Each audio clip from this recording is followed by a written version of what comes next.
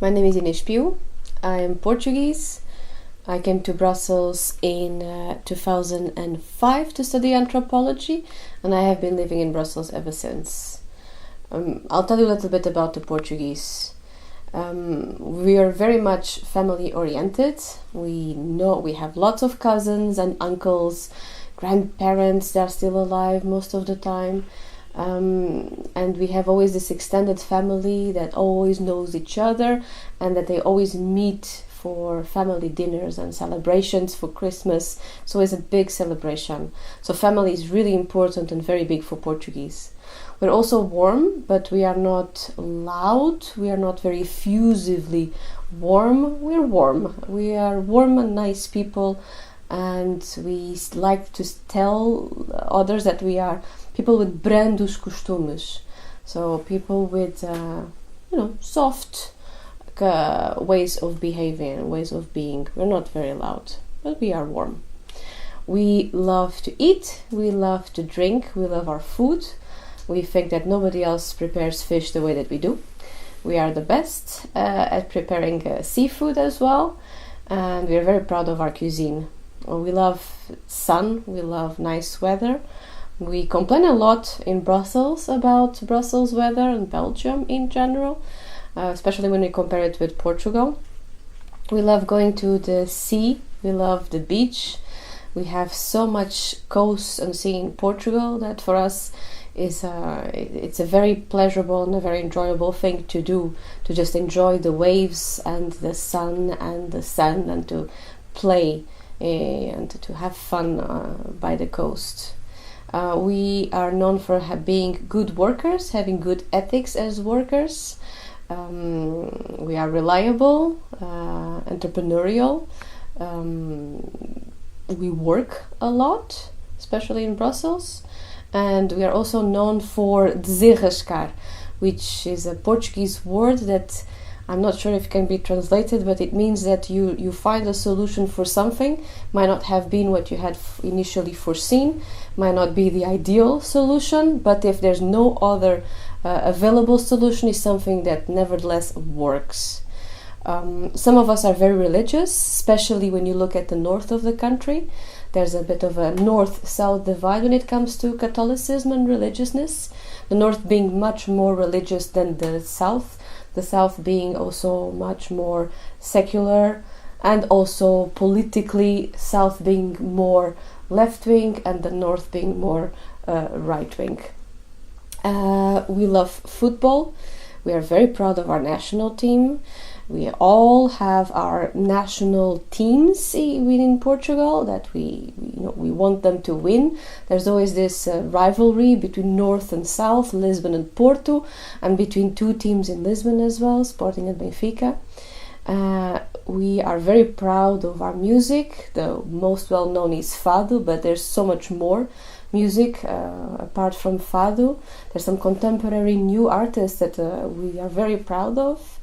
And even in terms of Fado, of course, Adamali is the most famous singer, but we've had many other Fado singers in the meantime, some contemporary ones that are trying to modernize Fado and making Fado a more contemporary art form.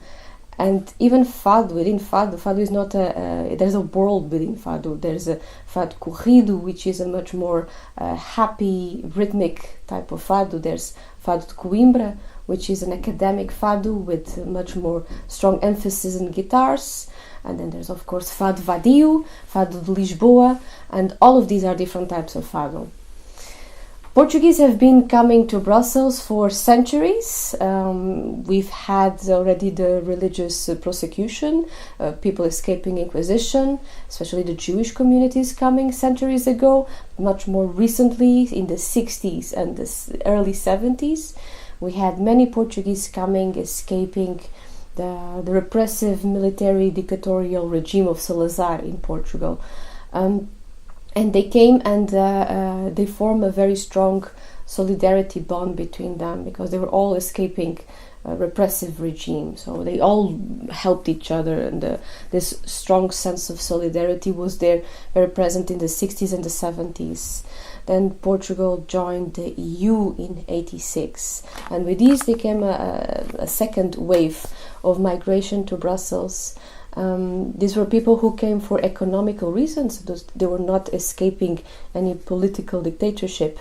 They were here. They are the shop owners, the restaurants. They came with business. And the people that I talked with when I was talking to the different types of communities in Brussels, they explained to me that this solidarity spirit in the 60s and the 70s, it eroded a little bit. It was not as present, and it's not as present now as it was at the beginning, as the community expanded and through neighborhoods and even geographically in Portugal.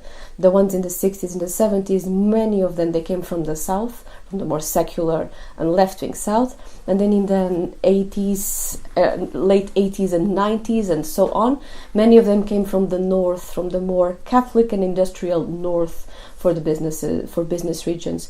There might be a north-south rivalry here at play, but it's just that the Portuguese community in Brussels is not a uniform community. There's many people coming from different regions, and if you look, for example, at the names of the restaurants, you can pinpoint which part of the country they come from.